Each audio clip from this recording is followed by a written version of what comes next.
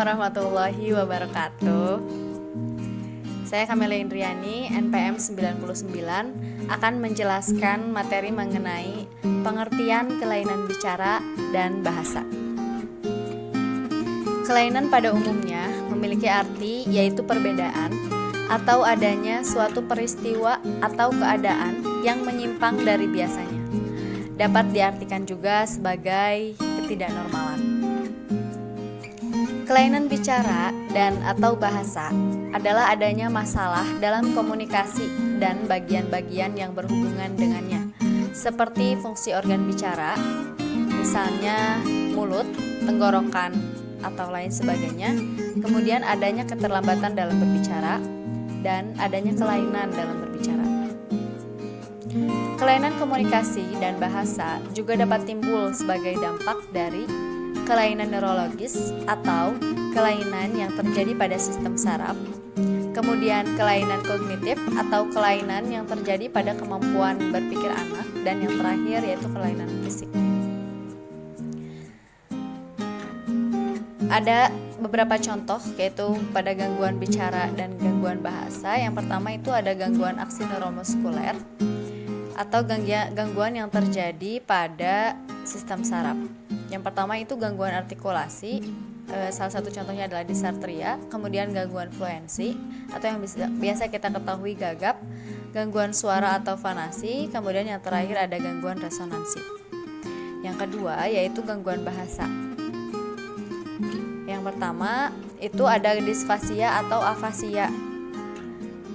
Dan yang kedua ada kerusakan pada otak dan lebih kompleks mencakup fungsi kognitif. Terdapat definisi yang dikeluarkan oleh IDEA mengenai kesulitan bahasa dan bicara, yaitu anak-anak termasuk kategori ini apabila mereka mempunyai kelainan komunikasi seperti gagap, kelainan artikulasi, kelainan bahasa, atau kelainan suara yang secara nyata berpengaruh terhadap kinerja pendidikan mereka. Kemudian, menurut The American Speech Language Hearing Association pada tahun 1993 mendefinisikan kelainan komunikasi sebagai adanya kelainan dengan menunjukkan ketidakmampuan menerima, menyampaikan, memproses, dan memahami konsep-konsep atau simbol-simbol verbal, nonverbal, dan gambar.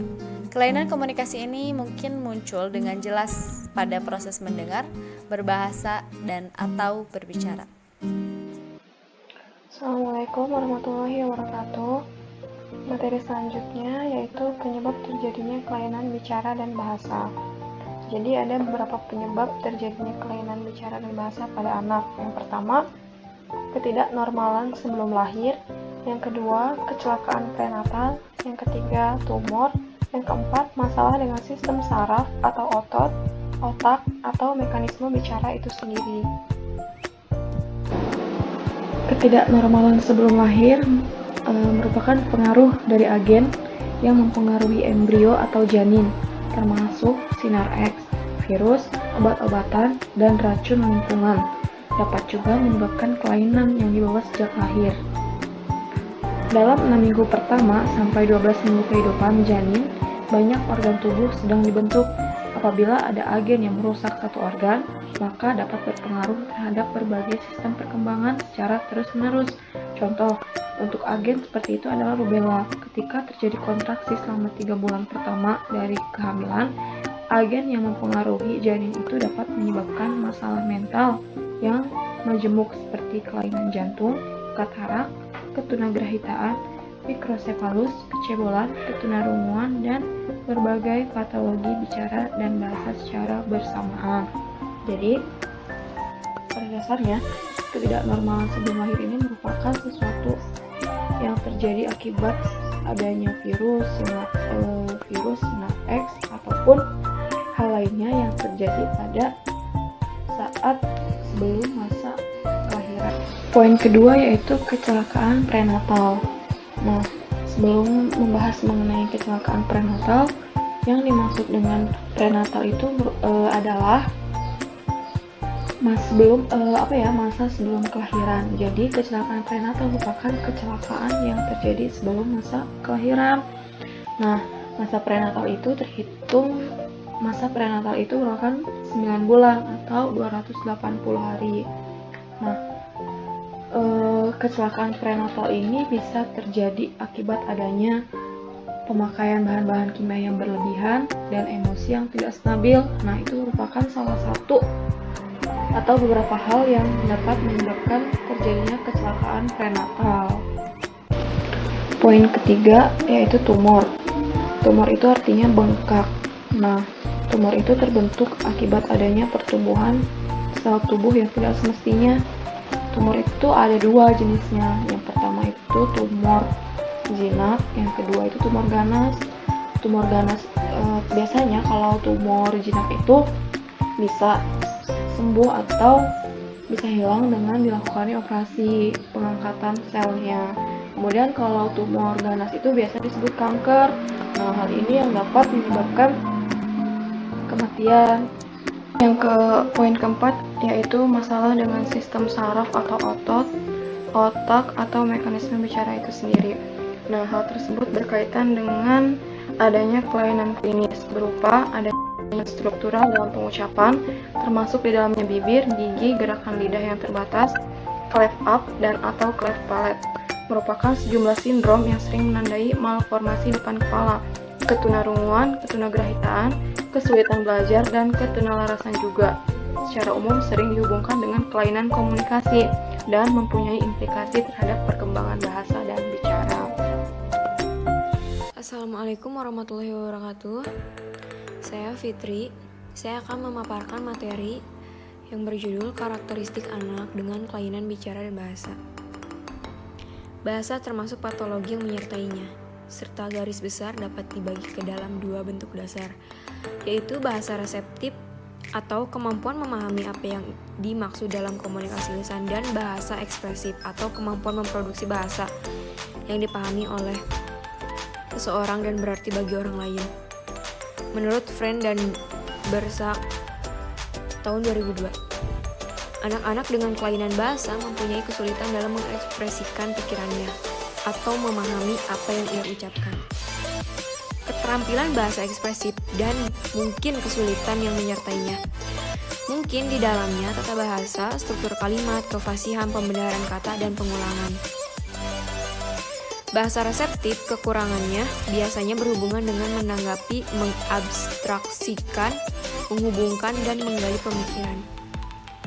Contohnya, ada seorang siswa yang tidak mampu mengikuti perintah secara efisien di dalam kelasnya. Mungkin dia mempunyai kelainan bahasa reseptif.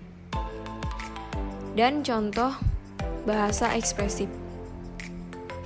Ada seorang siswa yang tidak mampu berkomunikasi secara jelas karena tata bahasanya jelek, pembendaharaan katanya kurang, atau masalah produksi seperti kelainan artikulasi. Dia termasuk mempunyai kelainan bahasa ekspresif. Anak-anak dengan kelainan bahasa sering menghadapi masalah baik dalam bidang akademik maupun dunia yang lainnya. Ada beberapa karakteristik yang mungkin Anda temukan pada anak-anak dengan kelainan bahasa ekspresif dan reseptif. Di slide selanjutnya, di sini ada masalah bahasa ekspresif. Yang pertama, mempergunakan tata bahasa dengan tidak tepat. Pada kalimat saya pergi tidak ke sekolah yang seharusnya saya tidak pergi ke sekolah. Dan masalah bahasa reseptif. Segelas air. Dari sini melompat dari topik ke topik yang lainnya. Lalu, kurangnya kemampuan menggambarkan suatu cara khusus. Contoh, ada sesuatu di sana yang tempatnya di sana. Mungkin sudah jelas ya, ada sesuatu di sana. Jelas tempatnya juga pasti di sana. Lalu, masalah bahasa reseptif. Baiklah, saya akan makan dulu, sudah lapar sekali. Jelas apabila seorang makan, pasti dia lapar, gitu. Lalu di sini sering malu. Anda tahu saya ingin jadi kebanyakan dia mempunyai pembenaran kata. masalah bahasa reseptifnya mempunyai keterbatasan pembendaharaan kata atau terbata-bata mungkin mempunyai kesulitan mempergunakan kata untuk mengkomunikasikan sesuatu. Ia sulit apa yang ia ucapkan. Mungkin ada kata yang di dalam otaknya tapi dia tidak bisa mengucapkannya gitu. Lalu tidak merespon pertanyaan dengan benar. Misal A menanyakan tentang bahasa Indonesia, sedangkan si B menjawab matematika, seperti itu. Jadi responnya pertanyaan tersebut tidak benar. Mempergunakan bahasa sosial dengan jelek, tidak mampu merubah bentuk komunikasi yang sesuai dengan situasi tertentu. Bahasa yang mungkin kasar ataupun karena ia terbentuk dari sosial lingkungannya mungkin seperti itu. Lalu bahasa reseptif, tidak dapat berpikir secara abstrak atau memahami abstraksi dari suatu ungkapan, mata berbinar bagaikan rembulan, seperti itu. Lalu takut bertanya, tidak tahu pertanyaan apa yang akan diajukan atau tidak tahu bagaimana bertanya suatu pertanyaan. Mungkin dia ingin bertanya, cuman takut kalimat yang ia tanyakan tuh salah atau jadinya dia mengurungkan diri, tidak jadi bertanya seperti itu. Lalu bahasa reseptif, tidak dapat mengingat informasi yang disampaikan secara lisan. Misalnya ada yang presentasi di kelas tapi dia gak paham apa yang disampaikan oleh temannya yang presentasi di depan, seperti itu. Mengulang informasi yang sama dalam komunikasi secara terus menerus.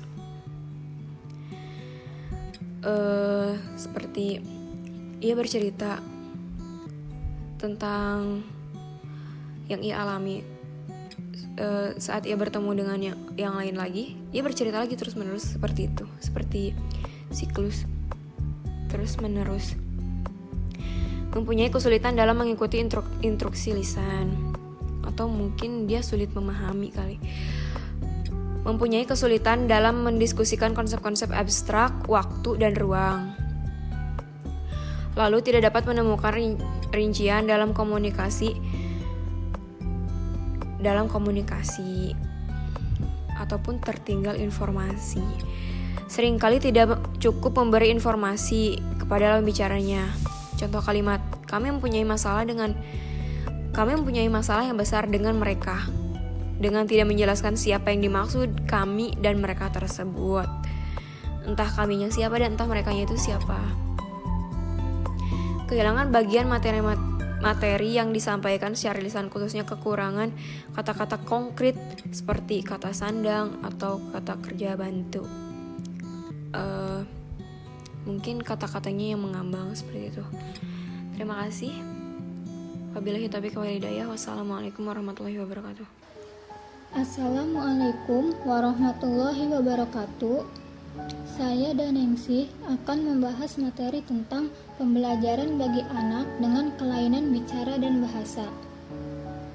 Anak-anak dengan kelainan bicara dan bahasa mungkin akan memperoleh keuntungan dari intervensi akademik, khususnya bagi para siswa, dan perilaku yang secara efektif diperuntukkan bagi siswa yang mempunyai masalah belajar dan perilaku. Tetapi intervensi para ahli tetap diperlukan. Beberapa siswa mungkin memerlukan terapi artikulasi, sementara yang lainnya dibantu dengan mempergunakan alat bantu bicara dengan benar. Atau mungkin yang lainnya akan lebih beruntung dengan adanya program intensif. Program intensif ini terdapat dua macam, yaitu pertama, layanan bicara atau bahasa dan pembelajaran kemampuan pengenalan huruf. Sebagaimana telah dikemukakan sebelumnya bahwa kelainan bicara dan bahasa dapat berpengaruh terhadap prestasi dan perilaku siswa. Hubungan ini ditemukan oleh para ahli di sekolah, dan karena kondisi itu, para ahli bicara atau bahasa secara bersama-sama bekerja dengan para guru kelas lainnya, guru khusus, atau orang-orang lain yang menjamin semua siswa menerima bantuan komunikasi sedini mungkin yang diperlukan untuk pengembangan yang krusial tentang keterampilan bahasa dan pengenalan huruf. Kedua, komunikasi dengan mempergunakan teknologi. Kebanyakan siswa dengan kelainan bicara dan bahasa dapat dibantu banyak dengan penggunaan teknologi. Perangkat keras dan perangkat lunak komputer, PDA, personal digital assistant, dan berbagai pilihan lain yang dewasa ini tersedia melalui internet dapat membantu siswa berkomunikasi secara efektif dan mempraktikkan keterampilan mereka dalam belajar.